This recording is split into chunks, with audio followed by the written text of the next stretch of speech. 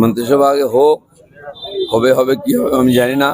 Party আমাকে ticket দিয়েছিল একটা এমএলএ এর জন্য, আমি এমএলএ জিতে পার্টিকে দিয়েছি।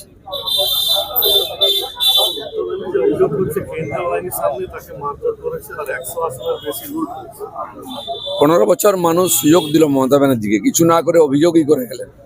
রাস্তা থেকে আরম্ভ করে আদালত পর্যন্ত অভিযোগ আর অভিযোগ। ওনার বাড়িতেও তো ওনাকে মারপিট করেনি। এখন তো কমপক্ষে একটু অনুশোচনা হোক, বয়স হয়েছে, একটু আলোচনা করুন যে কি ভুল ছিল, কেন লোক আমাকে গলা ধাক্কা দিল। এখনো মিথ্যা কথা, এখনো সেই চলে যাচ্ছেন। বয়স হলে মানুষের বুদ্ধি হয়, সেটা হলো না ওনার, তার পরিণাম এটা। পার্টি যাকে ঠিক করবে।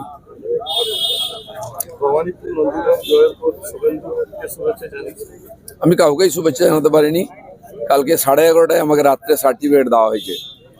এই করতে করতে 12টা বেজে গেছে। আমার ফোন বন্ধ ছিল, যোগাযোগ করতে পারিনি। কি ঘটেছে এখনো জানি না। রাত্রে ঘুমিয়েছিলাম, সকালে বেরিয়েছি।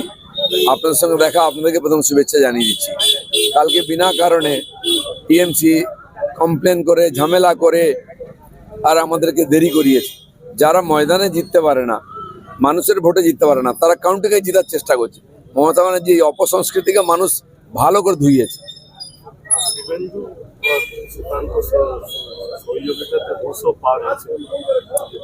পশ্চিমবাংলার প্রত্যেকটি বিজেপি কর্মী, প্রদেশ অধ্যক্ষ থেকে বুথের কর্মী, কেন্দ্রের মাননীয় মোদী সহ সমস্ত নেতৃত্ব, তাদের কাছে চ্যালেঞ্জ ছিল বাংলার পরিবর্তন করা। 300-র বেশি কর্মী প্রাণ দিয়েছেন, রাজনৈতিক হিংসার বলি হয়েছেন আমার চোখের সামনে। তার পরিণাম আজকে শ্যামাপ্রসাদের স্বপ্ন সফল করার জন্য এই যে বলিদান, সেটা আমরা শ্যামাপ্রসাদকে উৎসর্গ করছি। আর নরেন্দ্র মোদী, শ্যামাপ্রসাদ মুখার্জি এক একটি স্বপ্নকে সফল করছেন। বাংলা জিতে সেটাও সফল করলেন।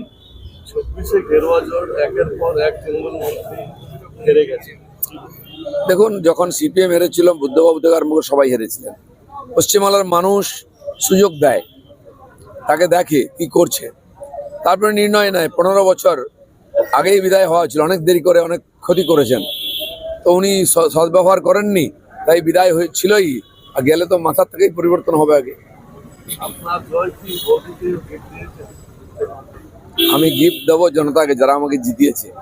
আমি কাউকে কোনো গিফট দিই না, বিশেষ গিফট নিও না। লোকে আমাকে জামা কাপড় দেয় এই পর্যন্ত ভালোবেসে।